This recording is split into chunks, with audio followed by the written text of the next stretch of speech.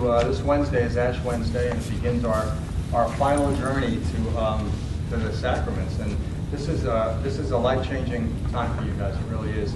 No matter what you've done so far, no matter what your journey's been like so far, this is when we really buckle down. This is a 40-day liturgical period before Easter. Preceding Easter is a period of purification and enlightenment. And we're all on these journeys, but this is your journey to full communion in the Catholic Church. So it's going to be really awesome. Let me just see what I have here. As always, I always tell you guys to read your printouts that are in your handbooks, because this one is particularly good again for Lent. It talks about Lent. It was originally exclusively for people who were going to be baptized and confirmed into the Church. But after looking at that, the Church could see this period of purification and penance would be perfect for everybody. So that's what we do now. Every Christian reflects on their own life. And it's also a time for prayer and fasting and almsgiving. Those are the three main focuses of this. And that reading that Kathy just spoke about, and Brother Lawrence, living in the presence of God all the time, that would be the perfect thing. You know, we're supposed to give up something. Say we have an idol of, for me it was dessert. My first Lent I gave up dessert because that was an idol in my life. And something really does happen when you do this, because you're just trying to improve your relationship with the Lord. And I gave up my idol of desserts that I would have at every meal. And it was rough, because if we went out to lunch with friends and all that, they'd all have their brownies and cakes and all that. And I'd have to sit there I would get a drink. I'd drink my Coke or whatever. But it did really make me give up something, because I was, not that I was hungry, but that it just showed me, it said that I don't need all these things in my life. I can lighten this stuff, this baggage I've got carrying around with me. And that was the first thing I did for Lent, my first Lent in 2001. But what Kathy was talking about, living in the presence of God, that struck me as she was talking about that would be the perfect thing to just attempt to do. And of course, as we go through these Lenten journeys, we're gonna, we may have really high hopes in the beginning, and we're gonna do this, and we're gonna add this to our prayer life. We're gonna start going to some daily masses, maybe pick up adoration or something like that.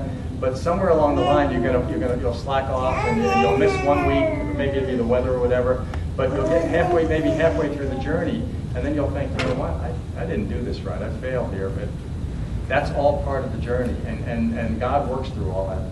But if you want to try something that really would be challenging, but also very beneficial, I think, for all of us, is to just see if we can live in the presence of God for these 40 days, and see what happens after that. And what I mean by that is, like at work, we all have our jobs. Of course, I'm retired now, so I don't. But you all have your jobs, and you try to do a good job because you want to impress the boss and move up in the company. But think about it. Sometimes, there's some things maybe you don't do quite as good as others because nobody cares about that or nobody watching. But I say, do the best job you possibly can. You go to work, whatever the jobs are there, even if some of them that people tend not to want to do and they get pushed down and somebody gets stuck with them at the end. If you have time to, take on one of those jobs, or just do the very best you can with your own personal job, not because you're trying to impress the man, but because you're doing it because you're in the presence of God. One of the things I tell the inmates all the time is they get jobs when they're in jail. They can sweep. Some of them sweep the floors. Some of them go out on road crew. Some of them work in dietary in the kitchen. They've even got one group that has to they suit up, and they're the how do I put this gently? Hazmat skills in the jail, and they clean that up. But I always tell them, you're sweeping the floor, you're picking up trash on the side of a road. It's easy to say, I'm just going to do what I have to, and whatever I have to do, and that's it. But I tell them, do the absolute best you can. Don't let a piece of trash slip by. Don't when you're doing the dishes in the kitchen, don't leave stuff on the pots and pans because nobody's going to see it anyway, or you don't care. Do the absolute best job you can because you're in the presence of God. And I think that really would be a good way to live out our Lent this 40 days. I'm going to try to do it if I can. I don't know if I'll be able to be good at that or not, but I'm going to try. But that Brother Lawrence was one who did that. And people would come to him, bishops would come to him, nuns, priests, they write him letters, and they'd want to know, they'd ask for spiritual direction and guidance, because this guy who did the most menial task living in the presence of God, they could see there was something very special about him, very holy about him, and people were drawn to him, especially clergy to see what they could change in their lives. So that would be a good thing to consider this Lent, is living in the presence of God. Go to canon law, pastoral companion. Fast, almsgiving and fasting. Canon law speaks about that. That's coming. There's 2 times that we actually fast during Lent. It's on Ash Wednesday and Good Friday. Is that all? Yeah, Good Friday. And fasting, I'm just going to read you from the canon law. The penitential days and times of the Universal Church are every Friday and the season of Lent. Abstinence from eating meat or from other foods prescribed by the Conference of Bishops is to be observed on each Friday of the year, unless it is a solemnity. Abstinence and fast are to be observed on Ash Wednesday and Good Friday. You also may substitute other forms of penance for fast and abstinence, either in whole or part, especially works of charity or pious exercises. One of the things Catholics got a name, they were called fish eaters, back in the 1950s and 60s and all that, because on Fridays, Catholics did not eat meat. They abstained from meat and ate fish or something else. And that's not something that has not been written out of canon law. A lot of people think that went by the wayside after Vatican II, but it didn't. So really on Fridays, because we remember that's the day when the Lord was crucified, Fridays are a day of penance, even during the regular year. And it would be helpful if you did either abstain from meat on Fridays, if you so choose to do that, or felt led to do that by the Spirit. Or another things you can do is you can substitute. You can maybe add some extra prayers to your day on Friday, maybe some devotional thing on Friday. There's a multitude of things you can do. But during Lent, on all the Fridays of Lent, we are supposed to abstain from meat, and also do some act of penance. Again, an additional prayer in our life, maybe morning prayer, evening prayer, something like that. And then the actual fast days are Good Friday and Ash Wednesday. And fasting in the Catholic Church, if you're under 59 years old, is 1 full meal and maybe a little part of another meal spread out through the entire day, or however you choose to do that. But those are days that we're truly supposed to be hungry, and we're supposed to be hungry for the Lord. It's not that we're just trying to starve ourselves or something like that. But again, these are things that they might seem superficial on the outside, but I go back to my first Lent, and it really did have an effect on me. This is the first time I ever really ate only a little bit during a day on an Ash Wednesday, because I was doing it for my relationship with the Lord. And it was rough. When I got to the end of the day, I'll tell you what, I was really hungry, because I wasn't used to doing that. But it was because I was doing it to enhance my relationship with the Lord and to just sacrifice for Him. It really was life-changing for me. And I would really urge you to try to keep those things. I'm sorry to interject this comment, but I used to think, growing up, well, when I was a child, I was like, yeah, this is what I have to do, this is what I have to do. And then as a rebellious teenager, it's like, nobody's going to tell me what I can do, or not eat. So then it was, after a while, I realized that my giving up something for Lent was me being able to say, God, I love you more than Coke. I love you more than wine. I love you more than whatever it was that I decided to give up. And so it wasn't because the church says I had to do it, but it was for me this conscious act of saying, I love you more than whatever in my life, and this is how I'm going to show you. That I'm just not going to, take of it. I'm not going to drink it or eat it or whatever, because I want you to know, God, that I love you more than anything else that's in this world. And that made a difference for me completely. When I finally got that concept, that's what made a difference. Because it wasn't like, just because the church said I had to do it, it just didn't make sense to me. Of course I was rebellious too, but... No, I say do it because it's in canon law. No,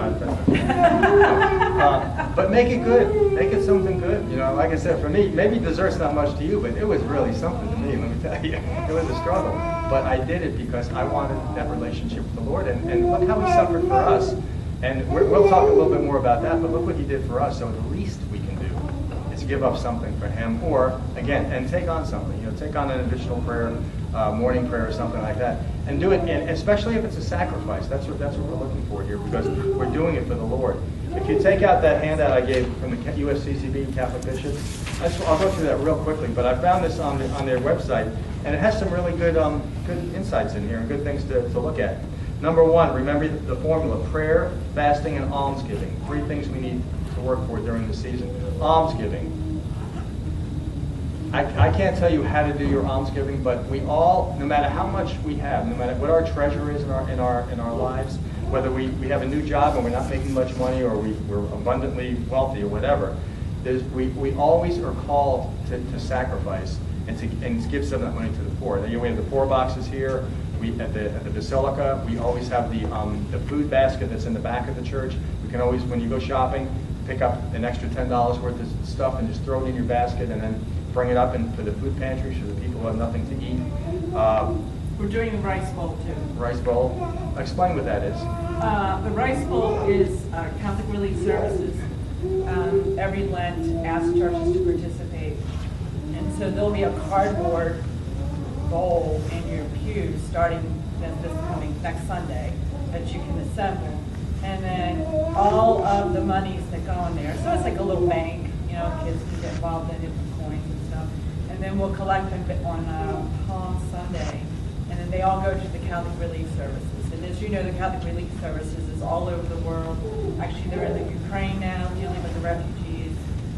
So they go to places that are torn up with war or famine or whatever, and they help those people. So every Lent, a lot of Catholic churches participate in this as an extra way of giving alms and helping the poor. So you'll hear about it when you come to church here. There'll be announcements, and it'll be a bulletin, and so it'll explain exactly what it's for. And those extensions of the Catholic Church, another thing to keep in mind as you're coming into communion, full communion, the Catholic Charities, the Catholic Relief Services, and the Church itself. These are the greatest charitable organizations on planet Earth. There's no one that gives more to the poor, to the helpless, to the people who are suffering in any way than the church and these extensions of the church. So keep in mind, no matter what you do, no matter what you give, you're going to be giving to organizations that are taking care of those who Jesus loves, those in most need of God's mercy, and you're partaking in that. But don't underestimate the power of almsgiving. Even if you have to give up that one, say you go out with your friends on Friday to one of the pubs or something like that, maybe giving up, especially during Lent, giving up one of those nights on a Friday night or something like that, and take whatever you would have spent and put that in the poor box, or put that in the church basket or something, or whatever way you can help. Or maybe there's somebody in your life that needs to be helped.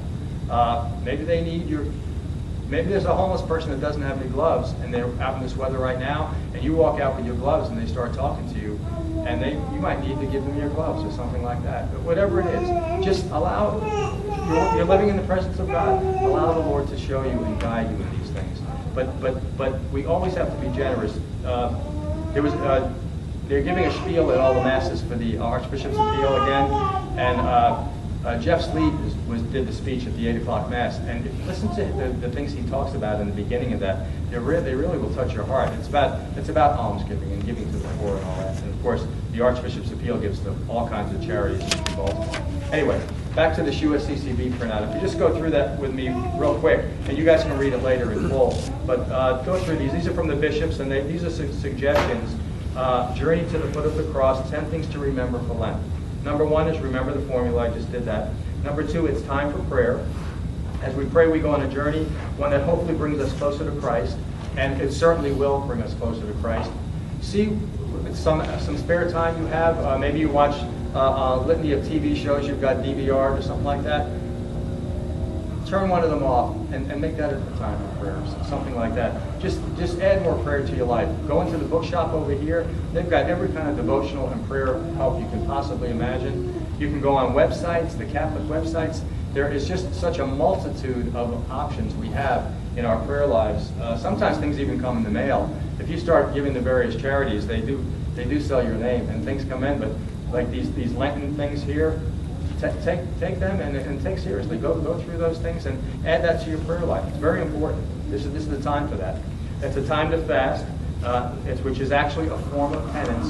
When we're in this time of penance, fasting is penance. So that's something, as we just discussed, to do.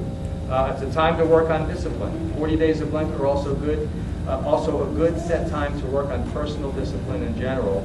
I'm going to pray more. I'm going to be nicer to my family, friends, and coworkers. Back to what Kathy was talking about, living in the presence of God, because we are, whether we want to be or not, we are living in the presence of God. When you read the Psalms, you know, Lord, I go to the darkness and it's light for you. I go to the ends of the earth and there you are. The psalmist knows you cannot hide from God. And of course, you guys are not hiding from God because you've stepped out on this journey of faith. So live that life, live that presence of God, and use this as a time of discipline to really to form a prayer life, a regular prayer life. Just like getting into exercise or something like that, it's the hardest thing to get into a routine of exercising in the morning or evening or going to the gym or something like that. But those of you who do it know that once you start on that routine, it's hard to give it up. It's hard when you miss a day. So do the same thing with your prayer life. Maybe start your day with just a short morning prayer or something like that. Something you get off the web or one of these meditations here. Maybe read the scripture. Come home at night, you have a little time before or after dinner. Do a little bit of evening prayer, something like that. And you might have to really concentrate and discipline yourself in the beginning. But once you start doing that, it'll be part of your prayer life, and you won't give it up. And the days that you're rushed and you miss your morning prayer or evening prayer, you're going to feel that hurt that somehow you got to fit it in. And that's a good way to get into a regular prayer life and scripture reading, just by doing it as a routine. That's the mentality behind rote prayers, like when we say Hail Marys on a rosary, or some of the rote prayers that we say in our Catholic theology here, our Catholic devotional. It gets you in a routine of praying. And then as you go through your prayer life, things might change. But use this Lent to really begin a hearty prayer life. Number 5, it's about dying to yourself. It's about finding aspects of yourself that are less than Christ-like and letting them die. A time of penance. We want to give up some of the pleasures in life. We want to offer these back to God during this period. But also take a look at our lives, an examination of conscience, and see, all of us have this baggage that we carry with us. All of us have sin. And actually today, with the gospel reading is about leprosy, which goes on just beyond skin sores. It's theologically speaking about sin, because we're all burdened by this leprosy of sin that holds us back from God. And all of us have been there. We've all been there. And now you guys are walking on this journey. You've hiked your journey. You really have crossed the line, and you're showing God that you really desire to know Him through and through. But it's also a time to get rid of those things that are holding us back from God. And we all have them. And later on in our journey, as we get toward Easter, you're going to actually go through a reconciliation service where you can do an examination of conscience. Think of, what in my life do I need to confess to God and ask Him to help me to stop doing? And we all have that. And that would be another thing to keep in mind in this period of Lent. Number 6, don't do too much. It's tempting to make Lent some ambitious period of personal reinvention, but it's best to keep it simple and focused. And a lot of times, like I say, a lot of times we go with really high hopes, and we get halfway through Lent and we realize, you know what, I didn't do half the things I was going to do. Just pick some things that you think would get you closer to God, whether giving them up or taking them on, and just see what that is. Again, we're living in the presence of God, so just see where the Lord leads you with that. I really did feel inspired by the Lord, by the Spirit led me to give up those desserts in that first Lent, because I knew in my heart that Charlene would make a cake for me and the kids. The kids would get one piece of it, and then the rest would be all mine. And we'd go out to lunch, and everybody would have their lunch, and then I'd be at that counter, and I'd be buying the stuff for and it really was an idol in my life. So I felt like the Lord was saying to me, that'd be a good thing to give up. So just think about that. Think what you think could be between you and the Lord, and either give it up, or if it's prayer or something, take it on, and just see what He does with that. Because He's there, He's in our presence, and He's watching us, and He's molding us. And bless you. And He loves it when we're willing to offer ourselves to Him. Lent reminds us of our weakness. We all know that. We know what our weaknesses are. This is the time to deal with that. Be patient. Number 8, I already talked about that. And number 9, reach out in charity and almsgiving. We've talked about that. And then number 10, learn to love Christ. Giving of ourselves in the midst of our suffering and self-denial brings us closer to loving like Christ, who suffered and poured Himself out unconditionally on the cross for us. Lent is a journey through the desert to the foot of the cross on Good Friday. As we seek Him out, let's ask for help, join in His suffering, and learn to love like Him. good advice from the bishops. Hold on to that. If you're not sure what to do, review that, and that might help you. The readings. The readings in the first 2 weeks of Lent, two and 3/4 weeks of Lent, come from the Synoptic Gospels. That's Matthew, Mark, and Luke. This year we hear from Mark on Sundays, and the message that we're going to be hearing in our Gospels is about purification. It's about prayer, fasting, almsgiving, things that will help us come to compunction, or to realize that, you know, we are, when we get our ashes on Wednesday, you are dust, and to dust you shall return. We are dust, really. If you think about it, without God, we're nothing. And think about your lives prior to having a spiritual life, if you've been in that situation. And you know, really, your life was treading water. You know, you were concerned about yourself. I'm speaking myself, but I'm sure some of you can relate to this. You're living for yourself, or maybe this small group around you, but you really don't care too much about the world. And we have to realize that without God in our lives, when you finally discover that you need God, we really are nothing without Him. We can do nothing. And with God, we can do everything. And this is a time, those readings are going to tell us that, you know what, we really are dust, and we really are nothing without God. And it's a time when we're being maybe some tough love, when the finger pointing from the gospel to us. So that happens at the beginning of Lent. But then beginning in the third week, the third weekend, then we switch to the Gospel of John. And the Gospel of John is different from the Synoptics because it's what's considered high Christology. We go from the ethical responses to the first Gospels in the Synoptics, and then we're going to be going into the Gospel of John, which is high Christology. In other words, we're going to be learning this is Jesus Christ. As the apostles, as the disciples are learning who this Jesus is, He's going to be revealing Himself to us also. And these are very important readings. And I would really encourage you, if you have a way, if you go on the USCCB site, or even in your Bibles, it tells you in the back what the readings of the week will be. Read the Gospels before Sunday if you get a chance. That would be another thing you can do in your Lenten journey. And just prepare yourself, because these Gospels will really speak to you. All the readings will speak to you. And again, we're talking about Christ, Christology, and notice that during these masses after Wednesday, there'll be no Alleluia, there'll be no Gloria, except on Holy Thursday, and the music will be more subdued than it normally is. And you guys are going to be going through some periods called the scrutinies, which is going to happen after I believe the third, fourth, and fifth Sundays. The Gospels, woman at the well, the blind man, and the raising of Lazarus.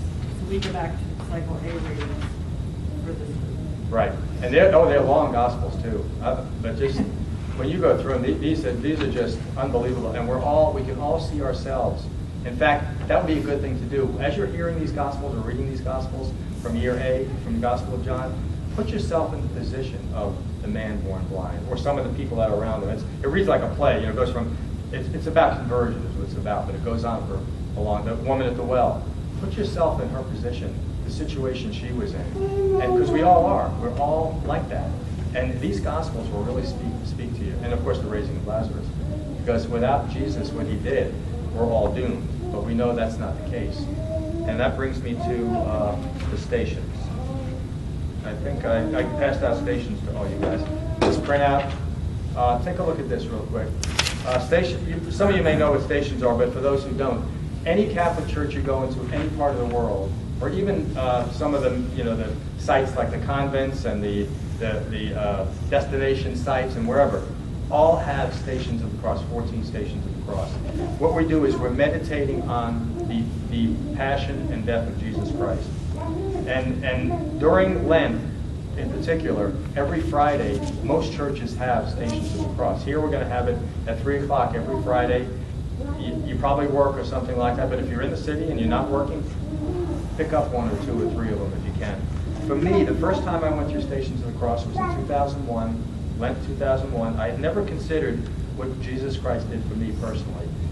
You want to be moved, you want to be drawn and willing to give up something for the Lord and sacrifice for the Lord, go through Stations of the Cross. It's very moving, and it really puts you in the presence of what God did for us 2,000 years ago and what He's doing for us today, right now.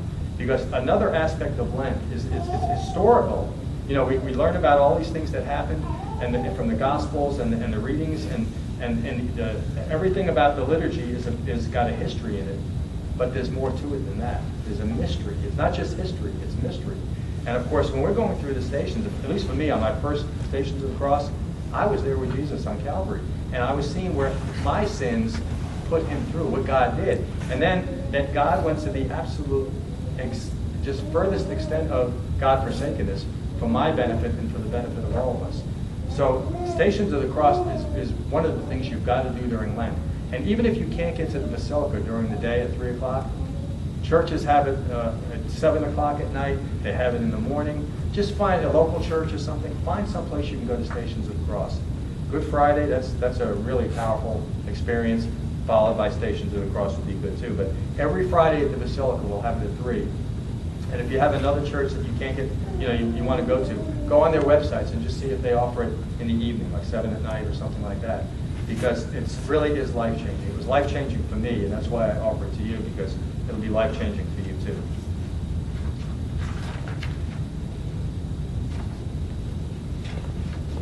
Okay.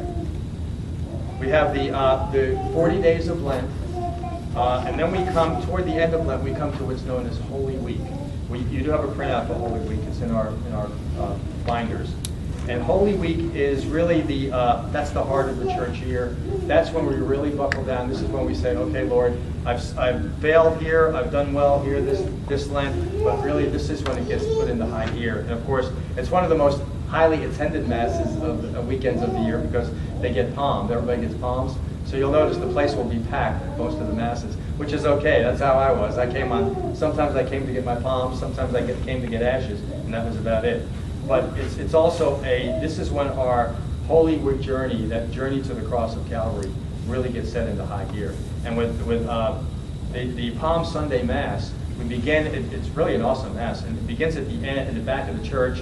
Palms are passed out. There's a reading of a gospel in the back, and the priest or the bishop does some readings. There's a chant by the deacon, and then we process in, and there's bells ringing, and there's music's real high, and the vestments are all white, and we're on a high note. But that only lasts for a little while, because when we get to the gospel, we're doing the Passion of Christ, and that's when the mood changes. That's when everything changes, because we're getting into high gear. You guys are getting into high gear too, because this is the preparation you've been through for all these weeks and all these months you've been through, and it has been a sacrifice for every one of you, I'm sure. And there's probably been times when you had doubts. There may be doubts now that you're thinking of this or that, but this is really where the rubber meets the road, and this is where our journey is set into high gear. And again, I always go back to my first Holy Week back in 2001.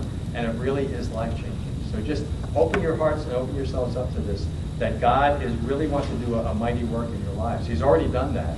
He's already brought you this far, and you've persevered at the feet of Jesus Christ through trials and tribulations. All of you have come in 8-degree weather today. I mean, this is a sacrifice in itself. I'm sure God will reward all of us for this.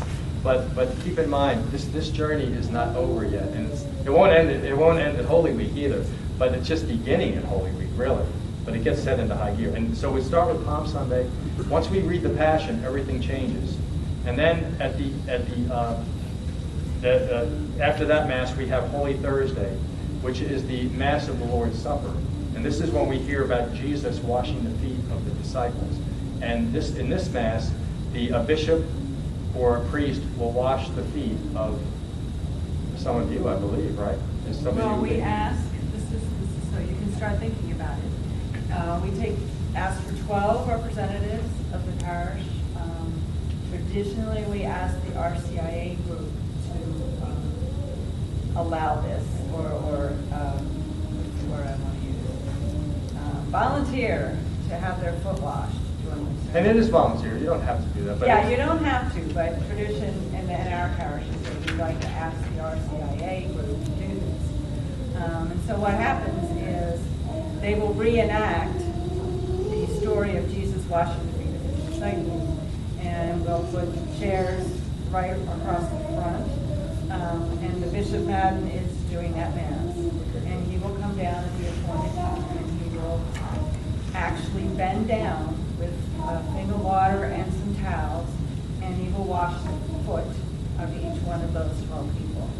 And those of the people here who are been in RCIA before and have had that done can testify that it is an extremely moving, humble experience. I mean, think of it as another sacrifice, especially for somebody who doesn't like to be in front of people.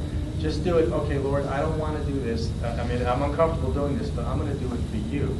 Again, living in the presence of God, offer it to God. I know, because the first time I did it, I didn't want to do it either.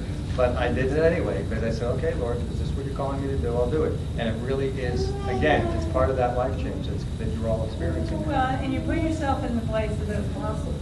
So you're get rid of all your, oh my gosh, I'm here, do I have a pedicure, am I feel good, and blah, blah, blah. Just put yourself in the place of the apostles. The apostles are seeing their Lord, their rabbi, at this point in time, they've come to believe that this is the Son of God. And he's kneeling down and washing their dirty, dusty feet, and they were dirty and dusty back in the day because they wore sandals. And he did this act for them so that they knew, all right then, this is what we're supposed to do. We're supposed to imitate the Lord. Now we have to go out and do that for others.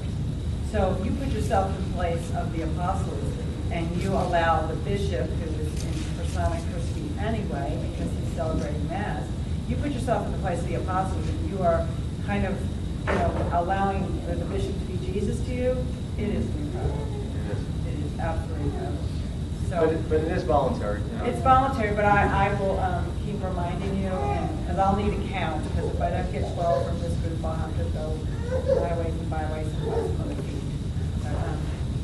And they set up chairs that are facing the congregation and right on the floor, and then the bishop goes one-to-one and washes one foot. Right, and it's one foot. But it's the symbolism, it symbolizes the Eucharist, really, because in the Gospel of John, we have the Synoptic Gospels, you have the institution narratives for Holy Communion, but in the Gospel of John, it's completely different. He doesn't do the Last Supper as the other Gospels do. He washes their feet, and he asks them, do you know why I'm doing this? This is what Eucharist is. This is the gift of Eucharist, of Thanksgiving. And so that's why we use that on Holy Thursday. And it really is a very moving service. And the other thing that happens on Holy Thursday is we do this is when we're preparing for the death of Jesus on the cross on Good Friday. And at the end of the service, at the end of the Mass, the altar will be stripped, the crucifix will be covered up, the tabernacle will be empty. In fact, the Eucharist we use on Holy Thursday will be consecrated that night, and they'll be over-consecrated because we'll do a procession into the Undercroft Chapel, where there'll be a period when we can pray before the Blessed Sacrament that evening, because we're getting ready for the days without God on this earth. And we have to prepare our hearts, but the church, the liturgies are so well done in this and so well formed that they really do get us into the mood that, tomorrow the Lord dies, and we're going to experience this. And yes, he died 2,000 years ago, but he dies for us. The effects of that are for us today. So at the end of that Mass, we do a procession into the Undercroft, and then the church is darkened, and we prepare for Good Friday. This, incidentally, is what's called the Sacred Triduum, the Holy Triduum. It begins Holy Saturday, Good Friday, up to the Vigil. And it's considered one liturgy because it really is the passion and death of Jesus Christ. And you'll see when you get into that, you'll see that it really does flow into itself. There's no masses. After we do Holy Thursday, and we do our little adoration in the Undercroft of the chapel, on Friday, all the churches throughout the world don't have that red candle that burns and that hangs over the altar in our church. There's always a red candle when the presence of the Eucharist, Jesus Christ, is in our tabernacles. Well, on Good Friday, the tabernacles are open, they're empty, the red candles are extinguished, and this is throughout the entire world. You go to the farthest reaches of the world into a Catholic church, you'll see that tabernacle open because we're remembering the day the Lord died. And it is very moving.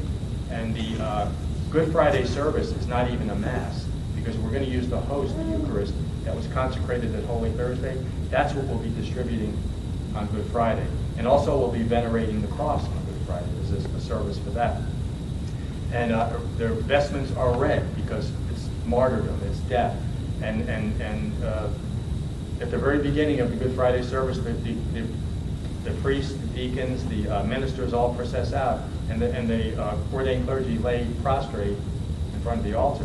Just like at ordination, if you've ever seen a Catholic ordination, priests and deacons, anyone who's being ordained has to lay prostrate in front of the altar to show that we really are dust. We are really nothing without God, and we're offering ourselves. And of course, that's what we do on Good Friday. And these, again, we'll go through the Passion again on Good Friday, only this time it'll be from the Gospel of John.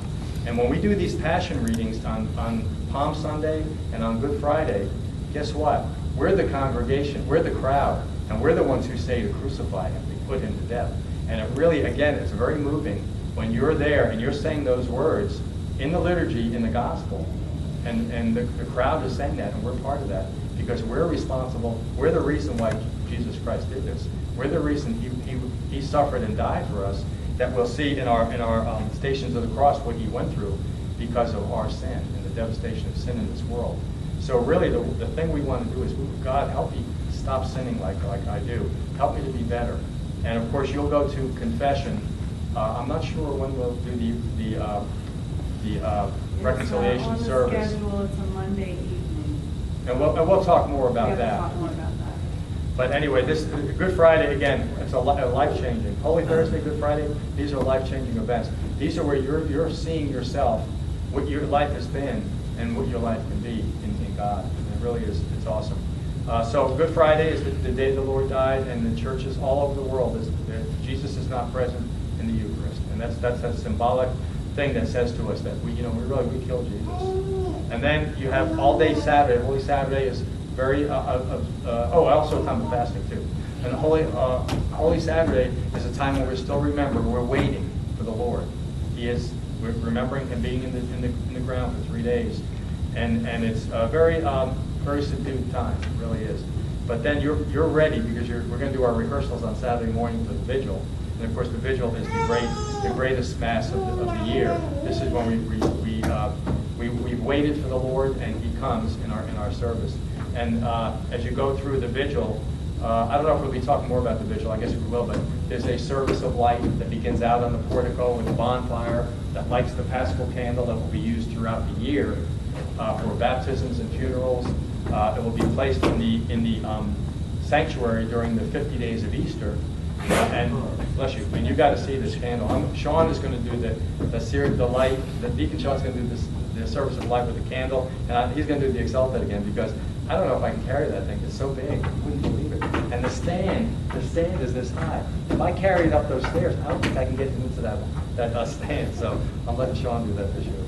But anyway, it starts with the service of light, and then it goes into umpteen readings from the Old Testament about the beginning of creation.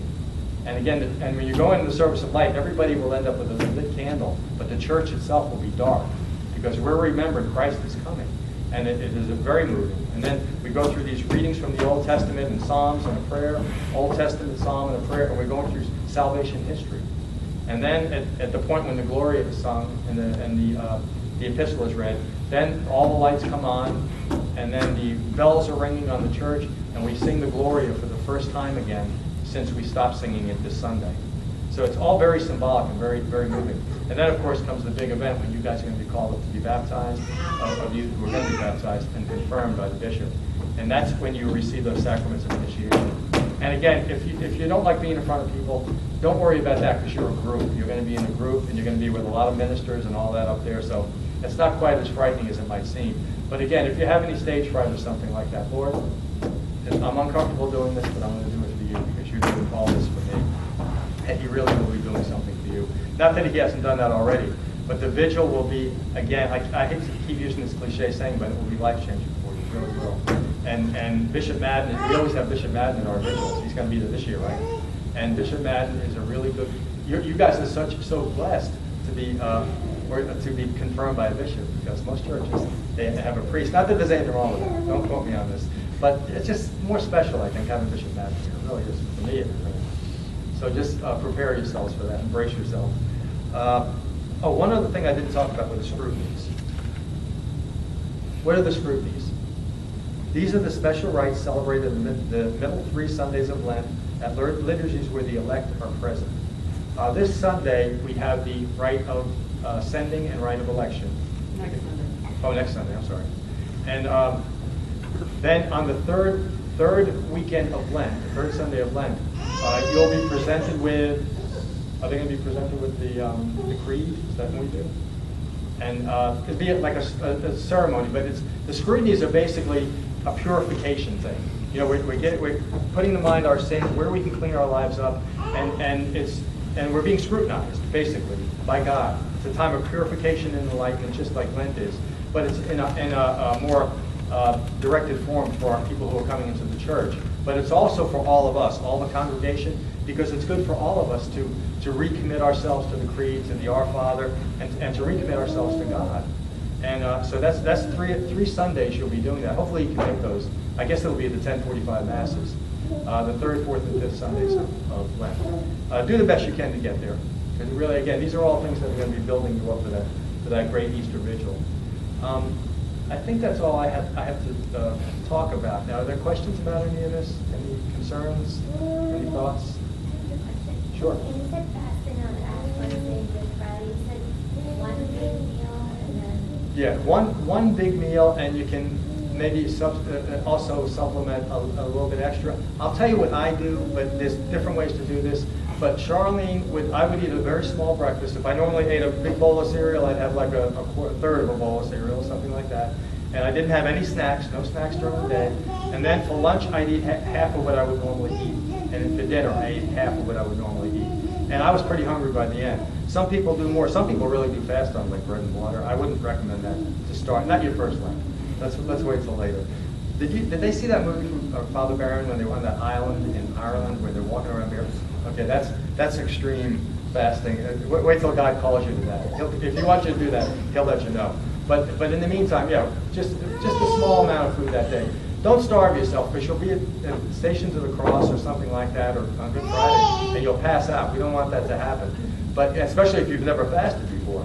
But just make yourself hungry. And you're doing it for the Lord, not to be hungry, but to offer yourself to the Lord and say, I want to hunger for you, Lord. And this is what it's like. How many people do we know in the world that really are hungry? We know of in the world that are hungry. The least I can do, Lord, is offer this day to you. And it really is moving. And see, it gets you thinking about the Lord. Like if you're at work that day, you'll be thinking about it. Normally you'd have your snacks in between lunch and breakfast and all that, and you'd, okay, I'm going to put that away. And then at lunchtime, you'd normally, for me, I would gorge myself on a nice big lunch, but I don't know, that's half a sandwich or something like that. And it puts you in the mindset that you're doing this because you really want the Lord in your heart and in your life in a profound way. And He already knows that. The fact that you've gotten this far, He knows that you really want to know Him and you want to see Him. But this is part of that journey. We're all on these journeys. And it doesn't end at the Easter Vigil by any means. We have the period of Easter, those 50 days of Easter where Gloria and all that, and we still have some RCIA classes after that if we can somehow bribe you to come. But it's just the beginning of the journey. Don't see this as the end, like you're going to graduate at the church like I did when I was confirmed. This is just the beginning of your spiritual journey because you will be in full communion with God's church, and then you'll go out, your disciples go out there and change the world and change your own lives. And this is just going to be the beginning of it, not the end. Any other questions? Got it? It's all yours.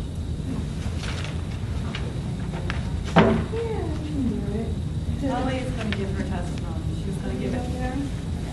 She's going to give it next week. I'll take the extra printouts. Do you have any of the extra printouts that went around? Are there any extras? No. Extras are? Yeah, see, as Kathy is saying, I wasn't supposed to go this week. I was supposed to go next week. But see, that's because God has a sense of humor.